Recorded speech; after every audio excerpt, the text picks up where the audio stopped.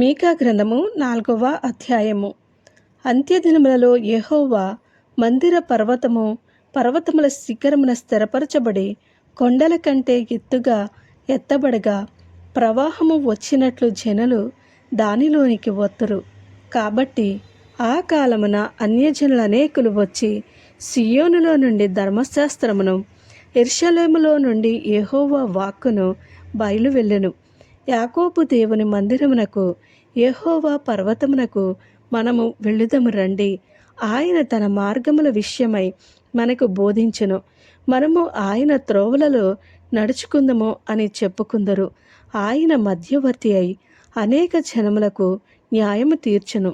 దూరమున నివసించు బలము గల అన్యజనులకు తీర్పు తీర్చును.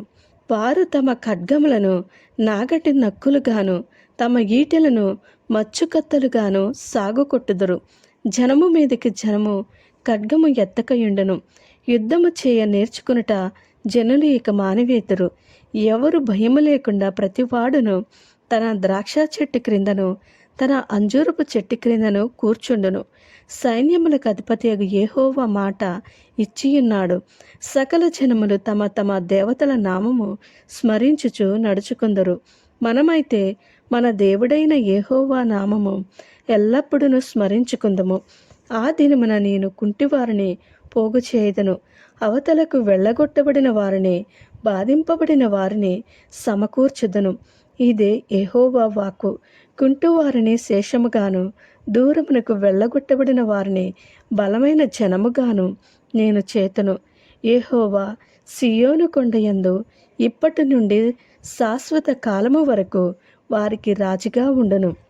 మందల గోపురమా, సియోను కుమార్తె పర్వతమా, మునుపటిలాగున యెరూషలేము కుమార్తె మీద నీకు ప్రభుత్వము కలుగును. నీవెందుకు కేకలు వేయుచున్నావు? నీకు రాజు లేకపోవుట చేతనే, నీ ఆలోచనకర్తలు నశించిపోవుట చేతనే ప్రసూతి స్త్రీకి వచ్చిన వేదనలు నీకు వచ్చినవా? సియోను కుమారి, ప్రసూతి స్త్రీ వలనే నీవు వేదనపడి ప్రసవించుము. నీవు పట్టణము విడిచి బయట వాసము చేతువు. బబులోను పురము వరకు నీవు వెళ్ళుదువు. అక్కడనే నీవు రక్షణ నొందుదువు.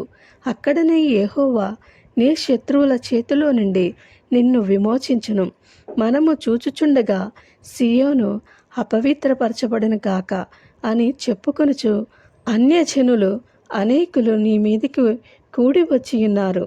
కళ్ళములో ఒకడు పనులు కూర్చున్నట్టు యెహోవా వారిని సమకూర్చును. అయితే వారు ఆయన తలంపులు తెలుసుకొనుకున్నారు, ఆయన ఆలోచన వారు గ్రహింపకున్నారు. సియోను కుమారి, నీ శృంగము ఇనుపదిగాను, నీ డెక్కలు ఇత్తడివిగాను నేను చేయుచున్నాను. లేచి కలము త్రొక్కుము. అనేక జనములను నీవు అనగద్రొక్కుదువు. వారికి దొరికిన లాభమును నేను యెహోవాకు ప్రతిష్ఠించుదును. వారి ఆస్తిని సర్వలోకనాథునికి ప్రతిష్ఠించుదును. ఆమేన్.